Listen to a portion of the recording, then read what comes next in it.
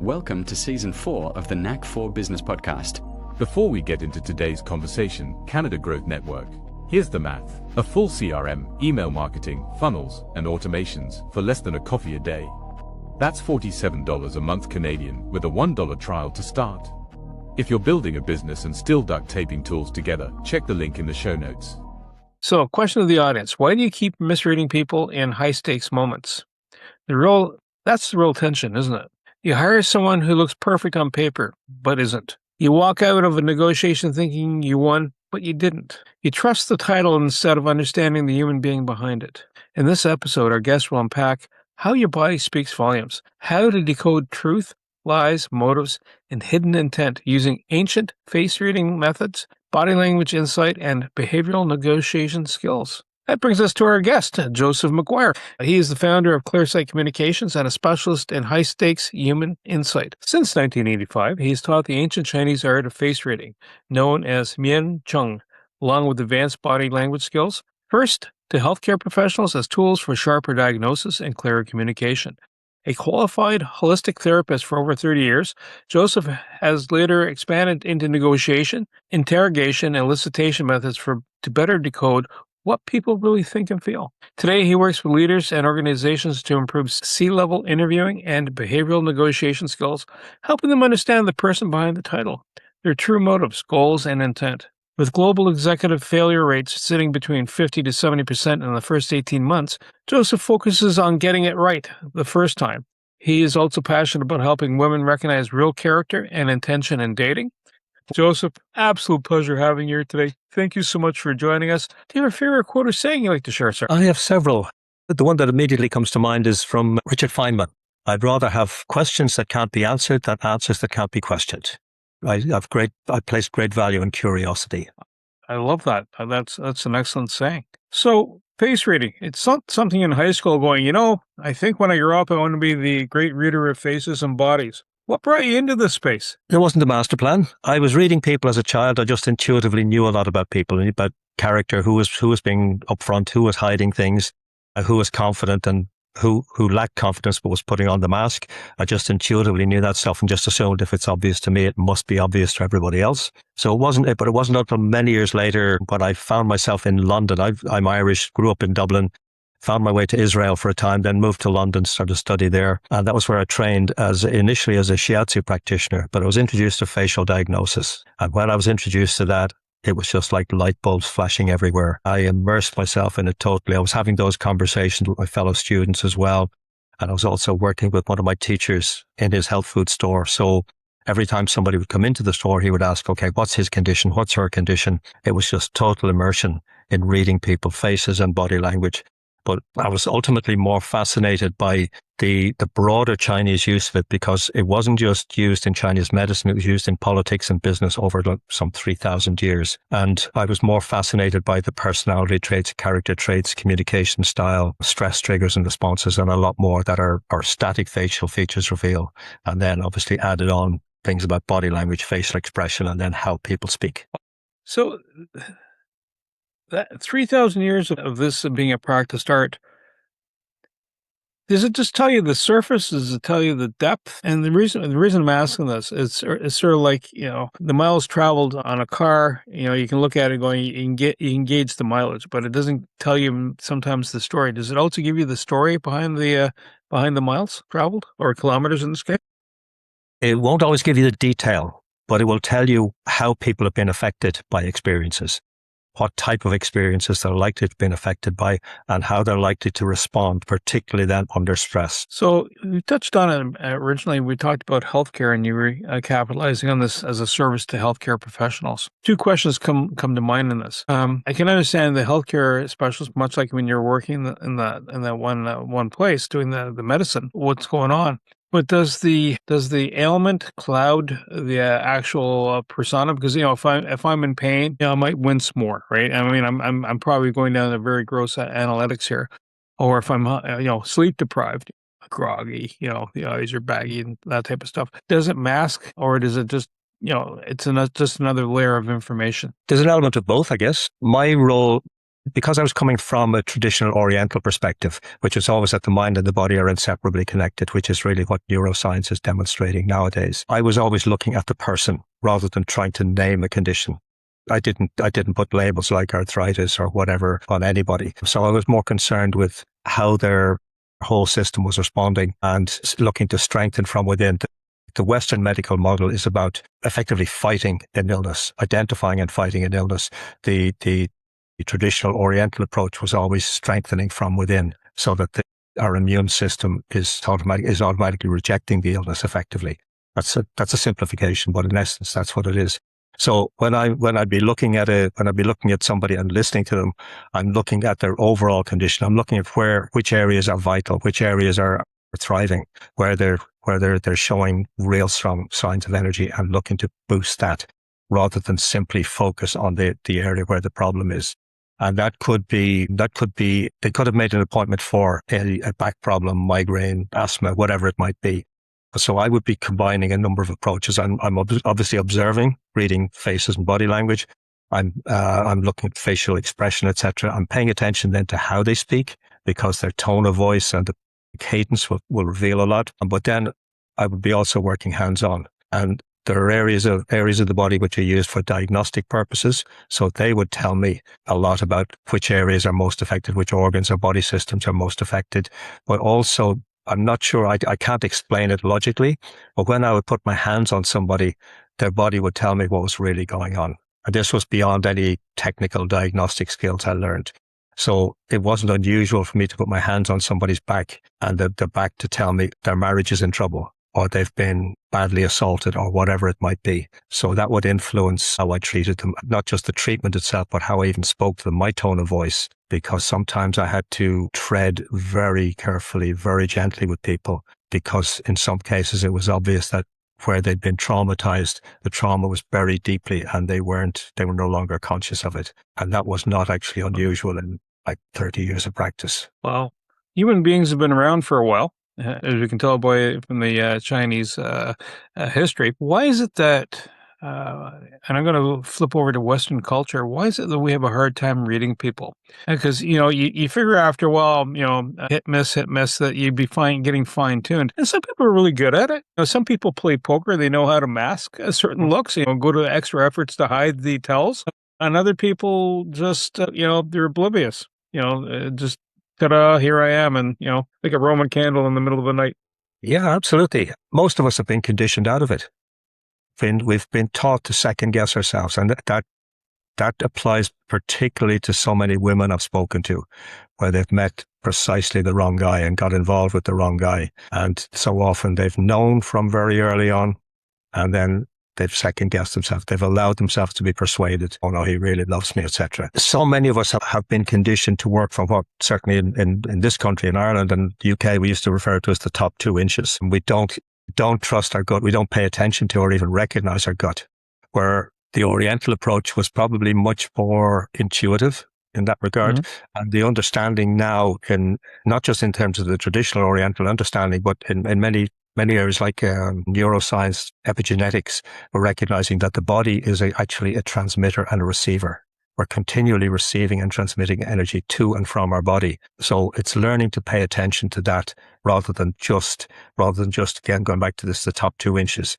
And so many people, unfortunately, in business and in their personal lives, can be seduced by words and can get caught up in what we refer to as charisma. We meet people who are charming and elegant and eloquent, and we can be persuaded because of that. And so many people also on the other side of that coin, unfortunately, lack confidence, and they're looking to be persuaded, which makes us vulnerable. It almost sounds like authenticity is the kind of the key element. One, for the person that is observing, their how should I best put it? Not ego, but their confidence is not there. And then on the flip side, the other person is very confident, but is going, the droids you seek are not here. Is the magician's thing. How do you get a person to adjust those senses? I mean, I know you can come in and say, listen, I'm parachuting in, and we'll touch on the C-suites interviews soon enough.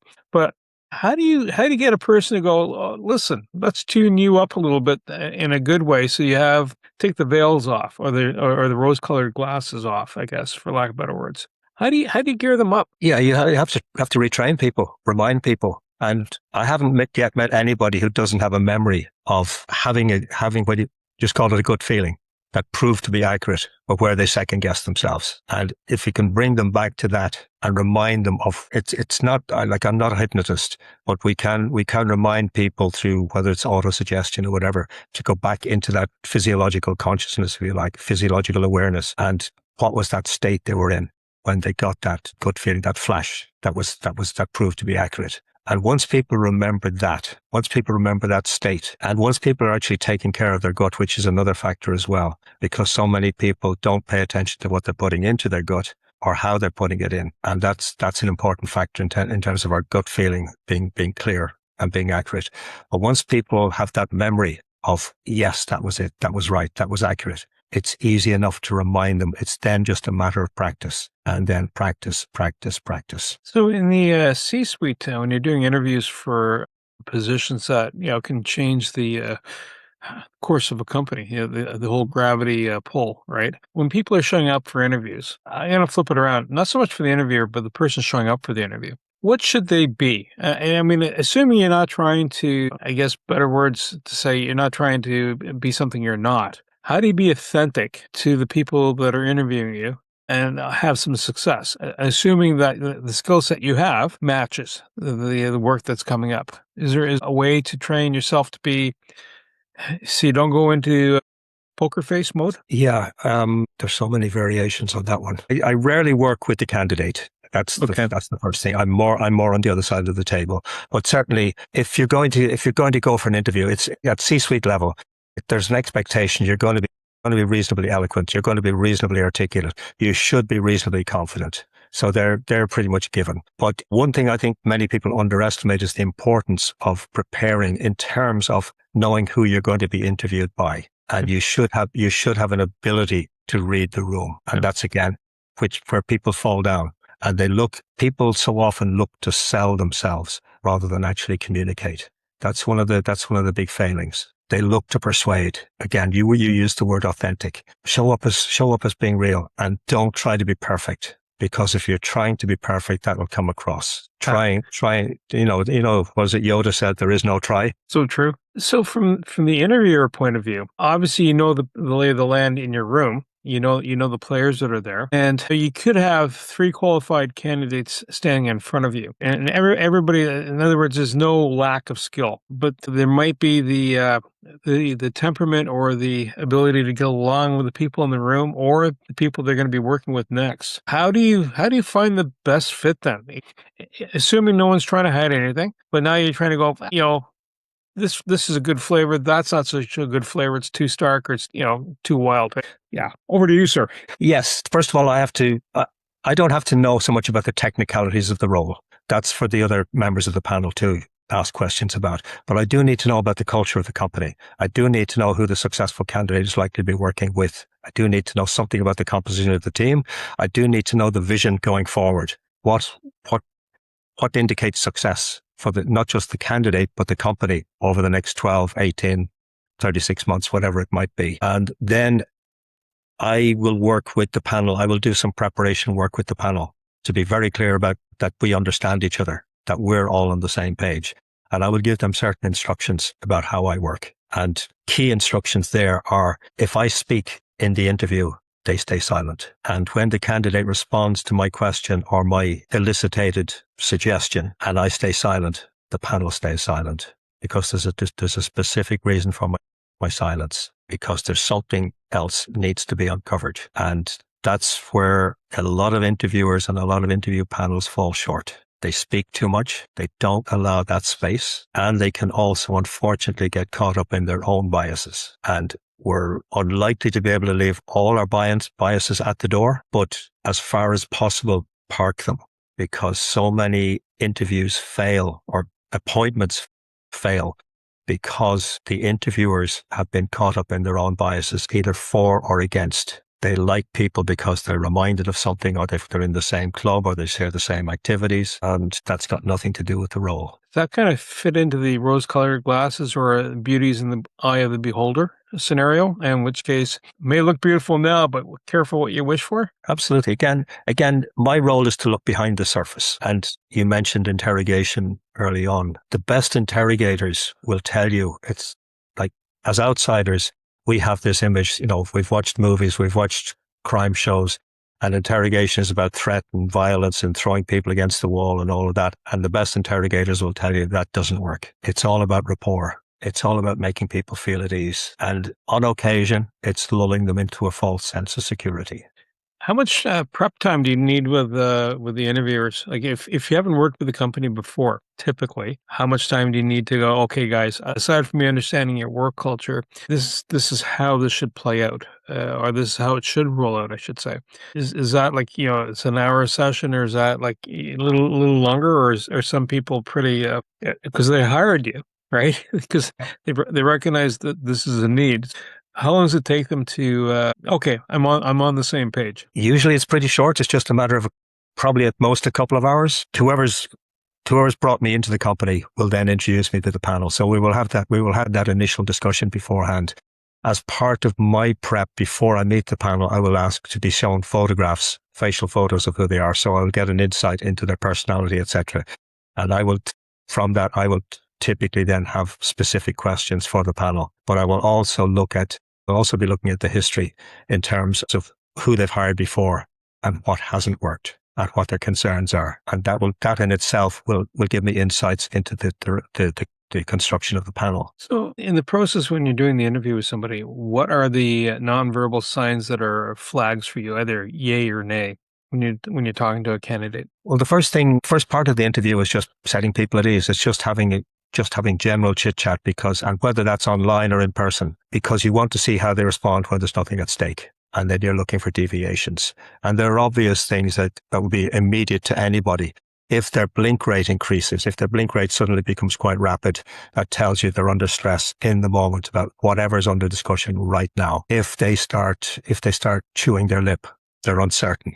There are a couple of very obvious ones. When I worked as a therapist, this joint here, the TMJ, the temporomandibular joint, is one of the most pivotal. It's the most powerful joint in the body, and it's a pivotal area for tension. And I will notice if that suddenly becomes tense, and it will often be reflected in the voice becoming a little bit tighter. And I will notice that. So that tells me people are holding tension, and it's not unusual to see that happening in the course of an interview. So these are hotspots for me. It doesn't tell me that somebody's necessarily being deceptive, but there's something that needs to be explored. And then it's, okay, what's the best way to explore it? And usually I won't jump on it straight away. It's best to notice it and then let the conversation flow and then come back to it. And that's where I do my Lieutenant Columbo bit. You know, when you mentioned the X, I'm not sure I got it. Could you take me through that again? Yeah. And it's listening for, do they answer it in exactly the same way, using exactly the same words, in which case, that particular answer is rehearsed. Or if it's very similar, you probe deeper. And there are ways to get information out of people without asking questions, which is a vital skill at that level. So this sounds like, I'm just kind of noticing, like, we're tracking in our conversation. I guess this goes to the next piece of behavioral negotiation skills, right? So what is that? And is that part of it? Is there a bit more? And double entendre here, because one is to observe and the other one is the strategy of what you're observing and what to do next with what you're picking up, right? Because it's not a matter of lights on as opposed to lights on, start moving. Yeah. So many people I've seen so many examples, even really highly experienced business people, in some cases really highly successful business people, they get caught up in the technicalities of the deal, whatever the deal may be, and the finances and the return on investment and all of those details. But they forget that they're negotiating with people. And it's so often that personal connection that gets the deal across the table. And whether you've established a relationship with them, it'll vary according to culture, how important the relationship is. But even if we're just talking purely in Western cultures, it's often that personal connection that seals it. And can you read the person? What insights do you have into the person? regardless of what their role is, whether they're CEO, CFO, CPO, whatever it might be. How well do you understand the person? And there's one particular story I love from very, very high level. It goes back to the Camp David negotiations with President Jimmy Carter, Menachem Begin, and Anwar Sadat, the Prime Minister of Israel and the President of Egypt at the time. And the negotiations had been going on for a long time. And Carter arranged for them to come to Camp David because it was neutral territory, etc. And the US was seen as the power broker. But after several sessions, it was close to breaking down. And Begin was basically said, enough, I'm out of here. And he was going to leave pretty much the next day. And Carter got photos of Begin's grandchildren, and he wrote their names above each one of them. And he went over to see Begin by himself and gave him the photo. And Begin became really emotional. And he was so moved at Carter seeing the personal dimension in him that it brought him back to the table. It's something you wouldn't have expected, particularly if you knew about Begin's background, because he was a fiery character. He was the leader of one of what the British had named as a terrorist gang before the foundation of the State of Israel. So this was not a man who was given to strong displays of emotion like that. But Carter just got it right. Wow. So we've touched on the politics of life. We've touched on negotiations. In the business world, you can't have people that have had like Begin. You could have had like a really strong background. Usually when you're involving with finances, people that come in, it's not a theology issue. It's a money issue, which is the other theology, I guess, for some people. One thing over all things is my coin. How do you manage when you're dealing with investors or even building partnerships or even joint ventures? Because you might need the business person might need that in the moment, right? This is going to be a win. But how do you know that it's going to be a long-term gain as opposed to that was unfortunate, wrong choice? How do you discern that? Yeah, that's me working with my clients very, very closely. I have to be very clear about what their goals are, what their needs are. And in negotiation terms, we talk about BATNA and OUATNA, best alternative to a negotiated agreement, the worst alternative. And we have to be clear about what that would entail and how clear is their vision for this? How important is this to them? And once that's established and once we're really clear on that, then it's easier to proceed, because you're going to meet a mix of people in a negotiation, whether it's mergers, whether it's investment, etc. And you will get some people who are absolutely hard-nosed and it's just about the money. And you will get others who are a lot more flexible. So it's recognizing who exactly you're dealing with. And in some cases, you've got to be very direct and very forceful. And you've got to be willing to adapt your behavior style. Like, I'm naturally pretty laid back and pretty soft-spoken. But I was married to a German for 20 years. So I can be very direct. I can be very in your face if need be. And it's not seeing, it's one of the key things I've been paying a lot of attention to is the whole thing of identity. If we see ourselves as just this, whatever this may be, we're limiting ourselves. We have to be flexible in our attitudes and our behavior, not our values, but certainly our behavior and how we communicate on occasion. Because sometimes it's appropriate to be very soft-spoken, and sometimes it's appropriate to say, no, this is how it is. This is what's happening. This is the deal. And you've got to be willing to adapt like that. So if urgency is the issue, is it better to hire the negotiator, the hired gun, so to speak, as opposed to long-term? I'm thinking, let's say, even when you're dating, right? You're looking to partner with somebody for the rest of your life, or with the hope of the rest of your life. Is that something slow and easy goes better and it gives you time to absorb everything? Or is it, if the matter is urgent, hopefully no one has to marry urgently, because then that's something afoul there, right? Unless, of course, everybody's extremely hot inside. What's the best approach? And is it depending on how long-term the impact is and the value? And I'm not talking just dollars, right? You're getting married to somebody, or you're going to work with somebody, even a partner in business. That'll have longer range plans. How do you kind of figure out, okay, like the person, but now How do I manage the depth of the relationship? Yeah, you need to be willing and able to ask questions, and again to elicit information from people. And it's like you mentioned dating, and we can so easily get caught up in rose-colored, the idea of rose-colored glasses, and it's all romantic, and that's lovely. Of course it is. But I tell people a date is an interview, and it may sound terribly clinical, but if you're looking for a serious relationship, you have to be calm, you have to be clear, and you have to know how to read the people, read the signs, and there are ways to do it. I'm not just thinking in terms of reading the face and body language. Like when I'm working with women in that kind of scenario, I will give them questions to ask. I will give them strategies to help uncover who the person really is. I will give them very clear advice so that there are ways to uncover the real character, the real intention, the real motivation of the guy. And you can apply a lot of those tactics or strategies across the board in business as well. Kind of a segue question here. If you're running into a person and they have their process is flawed. In other words, male or female, doesn't matter. They keep making the wrong choice over and over again. Is there a way to kind of reset the whole thing so that they don't rinse and repeat continuously? As whether it's a bad mate, a bad business partner, or just bad choices. Is there a way to help reset that, or help them kind of? I'm not trying to say cure, just retrain them, I guess. Yeah, they will typically need to be retrained. And whether I have worked with a number of people in that scenario, but whether I'm the best person will vary depending on the individual and where they're really coming from.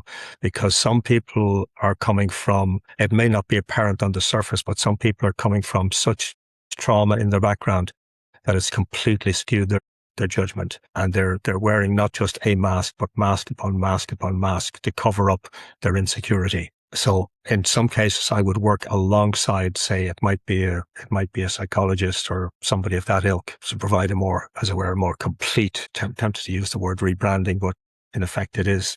If someone's coming along and a leader is doing an interview or having a chat, even with people that they've hired and they know them, maybe not know them intimately well, because at a certain point in time you can't know everything about every person. You can guess, and the more years you're exposed to someone, you'll get snippets of the reality. The mask, the veil has been dropped in that instance, and you have an epiphany. What are the quick signals leaders should be looking for when they're engaging? They're talking to an employee and going, I think this person's pulling the wool over my eyes, versus this person's pulling the wool over my eyes, but no harm, no foul. It's just like your hands in the cookie jar. But yeah, that'll vary. I've come across so many people in leadership roles who are not leaders, unfortunately. So it's how clear you are as a leader. What are your priorities? What's important here? How significant is this situation? If somebody's pulling the wool over your eyes, or worse, do you need to bring in need to bring in the legal department, or how serious is this? How clear are you about the facts? And like there's a really good friend of mine in Kansas. We're working on a project together. His background is in corporate investigation. So like he's so versed in dealing with that. And again, so much of that comes back to rapport, establishing rapport with the person and getting them to reveal what's really happened and to really open up. And then in some cases they may have been suspected of something, but it may not have actually been them, or it may have been a genuine mistake. And you have to be very clear about that. And in some cases, then some people, they just put their hands up and it's just been completely out of character, and it's maybe not that serious. So you may decide to give them a second chance. But in some cases, we just can't take this any further. You've got to leave. So it depends on the circumstances. But if you're the leader, you've got to be very, very clear about what your priorities are, what's important, and then what are next steps. You ever find that, and I get like when you a one-on-one communication, interviewing somebody, it's there you go. Someone's dating, there you go. It's like A to B connection. But in a larger organization, sometimes you have different players, and some of the players are involved in that circumstance for a little bit, but they all have different motivations. I remember one time in the land of the corporate universe, right? Our facilities department, our purchasing department, and our finance department, the finance and purchasing were under the same umbrella. Then you have a medical department, but each of these sectors had their own, not desires, but they had their own needs to be met. Sometimes they were in great conflict with each other.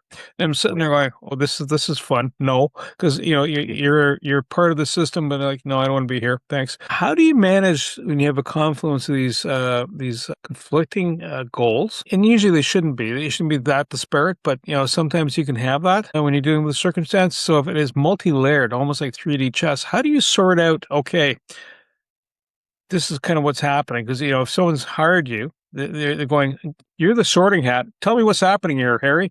What's going on?" Yeah, I'm not the person to lay down the law. I don't come in with that remit. I can advise. And one of the problems that recurs in organization after organization is the issue of communication and lack of clarity. And it so often comes from the leader or leaders, whether they've communicated with clarity, whether they've chosen the right people, whether the communication is clear on an ongoing basis. It's like, are you doing annual assessments, or are you keeping people briefed on a regular basis? How often the team leads meet? Who's sitting, as it were, on top of the team leads? Is anybody, so that they're not being territorial, they're not being, they're not coming from their own silos and, as it were, firing missiles at each other. So there's a whole series of questions there, but I do work with teams, I do work with organizations to help with communication. And it can be complicated by the fact that we're now dealing with multicultural organizations, where people are coming from so many different cultural backgrounds. And the fact that we may technically be speaking the same language, like we're speaking English here, but the fact that we're technically speaking the same language does not mean we're speaking the same language. And that's a mistake people often make. Wow. You touched on something multicultural. So if you're dealing with a company that's international, is that no different than someone local to you, except that there might be another language in play, and then does that add another layer of complexity to what you have to do? Absolutely, it does. Yeah, because you have to be informed about the cultures you're dealing with, what's their norm. Like English is regarded as the international language of business, so there is an expectation that people will speak English. But if you're coming from a background where the only language you speak is English, your toolkit is relatively limited. You may have like a screwdriver and a hammer, but you may need other tools. And so what do you understand about the other culture? If you're operating in their culture, if you're meeting them in their place, you need to prepare in terms of what are their cultural norms in terms of behavior.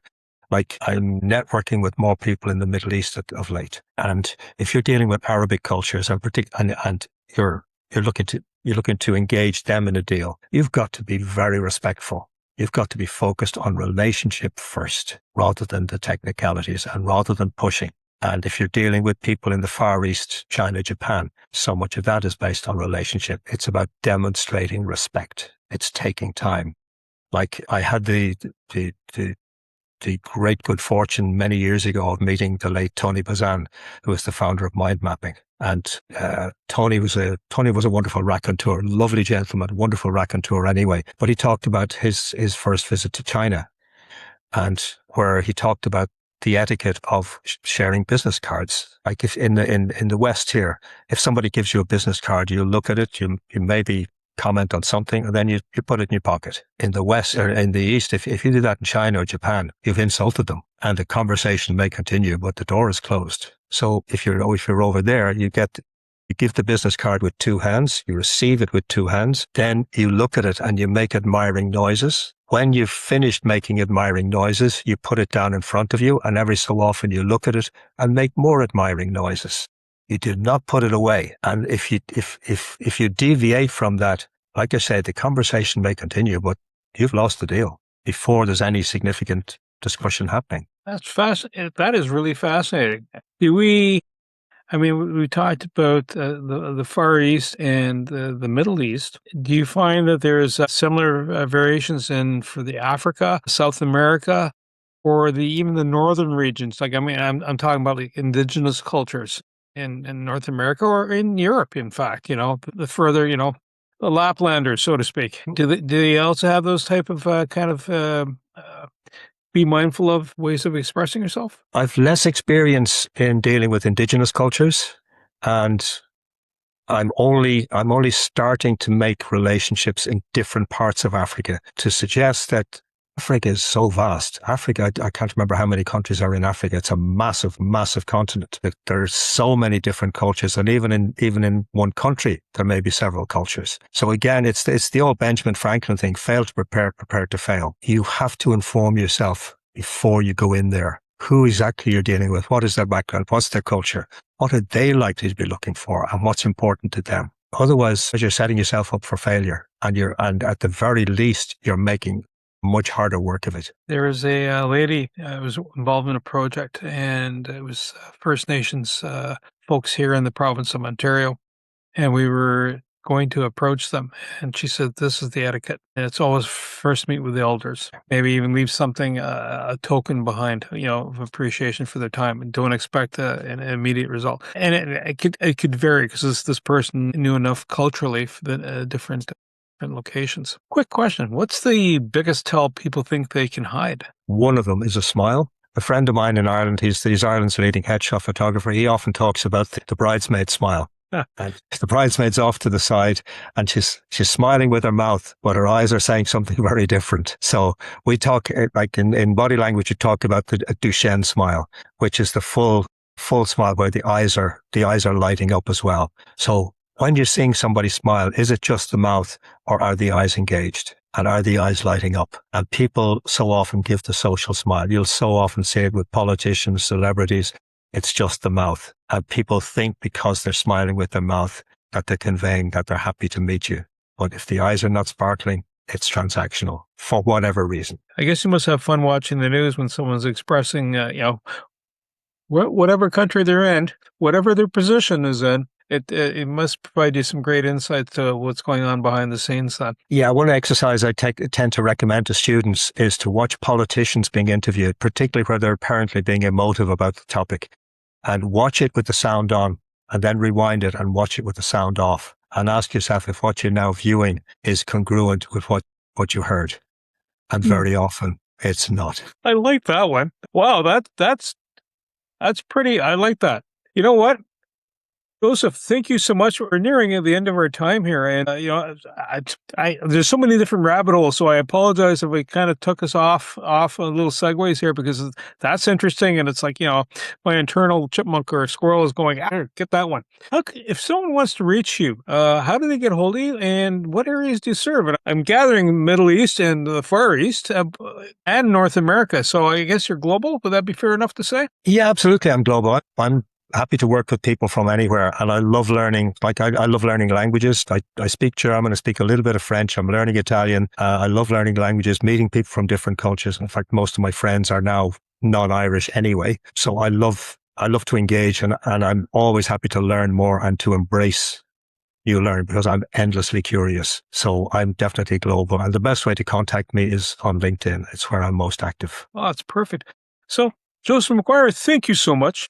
And you, the Knack for Business listeners, thank you too. So, as you can tell, Joseph has quite the background, and he's been in the holistic medicine side of it. He's been in the interviewing side of it, and he's got a wide expanse of knowledge.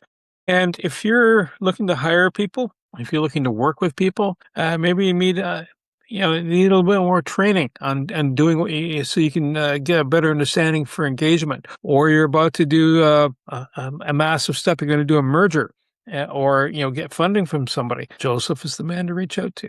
Everything you heard today is for educational purposes only. It's not professional advice. Before you act on anything, talk to a certified expert in your area. Your accountant, your lawyer, someone who knows your situation. We share perspectives. You make the decisions. Want more? Head over to blog.knack4business.com, packed with practical episodes on AI, marketing, leadership, and growth. No fluff, just the good stuff. Subscribe while you're there. Until next time, keep building.